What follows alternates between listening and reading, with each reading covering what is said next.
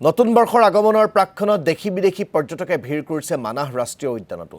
ৰাষ্ট্ৰীয় উদ্যানখনৰ পশুপক্ষী প্ৰত্যক্ষ কৰি আপ্লুত হৈছে পৰ্যটকসকল। প্ৰকৃতিৰ অকৃত্ৰিম মনোমোহা দৃশ্যই পৰ্যটকসকলক দিছে আনন্দৰ সঁফুৰা। ইফালে পৰ্যটকৰ এনে ভিৰ দেখি আপ্লুত হৈ পৰিছে প্ৰকৃতিপ্ৰেমীসকল।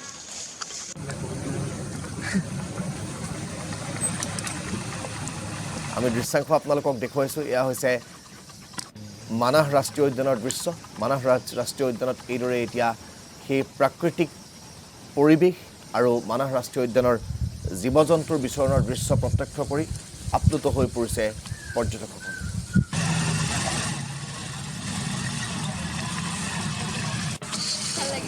প্ৰথমবাৰৰ কাৰণে আহিছে নেকি মানাহ ৰাষ্ট্ৰীয়? আজি জীপ চাফাৰী কৰিব? আগতো কৰিছিলোঁ আৰু এবাৰ কৰিম। ভূটান যাব নেকি? চাওঁ, যদি সময় হয় তেনেহ'লে যাম। টোটেল আজিৰ যদি 350 ট্ৰিপ জীপ চাফাৰী আজিৰ দিনত হ'ল আৰু আশা কৰোঁ যদি এনেকুৱা দিন আৰু প্ৰতিটো মাহতে হয়, আমাৰ যিখিনি পৰ্যটকৰ লগত জড়িত থকা ব্যক্তি সেইসকলকে ইকনমিকেলি অলপমান মানে ভাল ফল পাব। আশা কৰোঁ আগন্তুক দিনত এনেকুৱা দেখা পাম বুলি। চাইটিঙৰ ক্ষেত্ৰত মানাছত যোৱা বছৰৰ তুলনাত যথেষ্ট ভাল।